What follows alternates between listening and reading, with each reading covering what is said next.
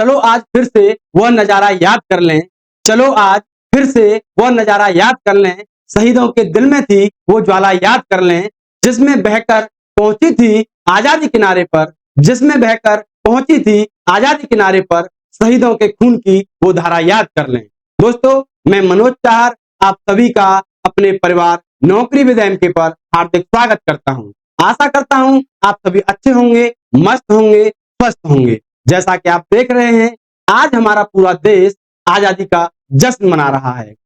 15 अगस्त 1947 को हमारा देश आजाद हुआ था। इसी आजादी के उपलक्ष्य में आज हम सभी एकत्रित होकर तिरंगे झंडे के नीचे आजादी का जश्न मना रहे हैं और उन वीर शहीदों को याद कर रहे हैं जिन्होंने हमारी आजादी के लिए अपने प्राणों तक को न्यौछावर कर दिया। जैसे महात्मा गांधी, भगत सिंह, चंद्रशेखर आजाद, तात्या टोपे, सुभाष चंद्र बोस इत्यादि ऐसे बहुत से वीर पैदा हुए जिन्होंने हमारे देश की आजादी के लिए अपने प्राणों की बाजी लगा दी। देखो दोस्तों, वो भी महापुरुष थे और आज के महापुरुषों की हालत देखो, वो गर्व से कहते हैं सत्यमेव जयते, सत्य की हमेशा विजय होती है, लेकिन चारों तरफ असत्यमेव जयते का नारा गूंजता हुआ दिखाई देता है।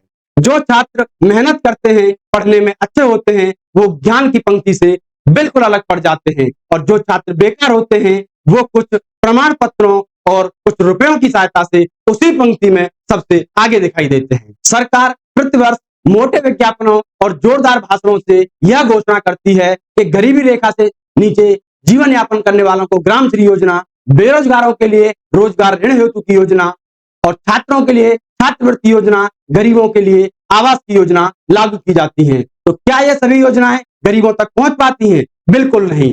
50% से ज्यादा तो दलाल ही खा जाते हैं, जो हमारे ऊपर अधिकारी बने बैठे हैं। जब कोई गरीब आगे शिकायत करता है तो उसको उन सभी के सामने कमजोरी होना पड़ता है, क्योंकि भ्रष्टता इन सब में कूट कूट कर भरी हुई है। किसी भी विभाग में जाकर देख लो, कोई न कोई नेता, कोई न कोई अधिकारी भ्रष्ट और कामचोर है। जब भूखों और गरीबों को खाना नहीं मिलेगा, रोजगार नहीं मिलेगा, तो वो भी गलत काम में शामिल हो जाएंगे। तो हे मेरे देश के भावी निर्माताओं, आपसे मेरा यही कहना है कि हमेशा ईमानदार रहिए, भ्रष्टता से दूर रहिए। अगर हम ईमानदार रहेंगे और भ्रष्टता से दूर रहेंगे, कर्तव्यनिष्ठ रहेंगे, तो अपने देश को ऊंचाइयों तक ले जाएंगे। हम सभी को ये भी जान लेना चाहिए कि हमारे देश का अतीत क्या रहा है, हमारे महापुरुषों का अतीत क्या रहा है, वो हमको क्या देकर गए हैं।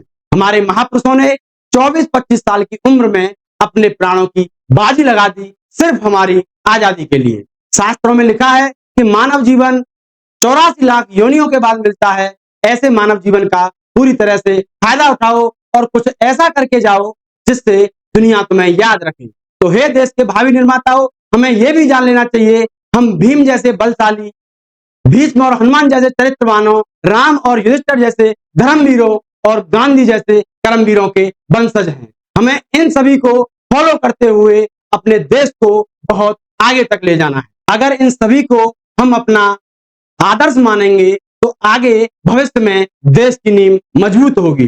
फिर किसी देश की कभी हिम्मत नहीं होगी कि हमारे देश की तरफ आंख उठा के भी देखे। जैसे पाकिस्तान कभी कभी कहता है कि हमें इंच इंच कश्मीर चाहिए, उसके लिए 2 लाइन बोलना चाहूंगा। लगता है नादान पड़ोसी दोहराएगा पापों को, लगता है नादान पड़ोसी दोहराएगा पापों को, एक सबक सिखलाया था पहले भी इसके बापों को। ये इंच इंच कश्मीर भला भारत से लड़कर ले लोगे, ये इंच इंच कश्मीर भला भारत से लड़कर ले लोगे। इस कश्मीर के चक्कर में लाहौर कराची दे दोगे, इस कश्मीर के चक्कर में लाहौर कराची दे दोगे। तुम पहले जाकर पूछो तो अपने दादा नानाओं से, वो भीख जान की मांग है हिंदुस्तानी सेनाओं से, वो भीख जान की मांग है हिंदुस्तानी सेनाओं से। ये सोच खून का रिश्ता है जो सब गलती सह लेते हैं। तुम चचा जान के पोते हो जो माफ तुम्हें कर देते हैं। वरना जिस दिन हम चाहेंगे, वरना जिस दिन हम चाहेंगे, ये गर्व गुमान नहीं होगा। सेना ने जिस दिन ठान लिया ये पाकिस्तान नहीं होगा, सेना ने जिस दिन ठान लिया ये पाकिस्तान नहीं होगा।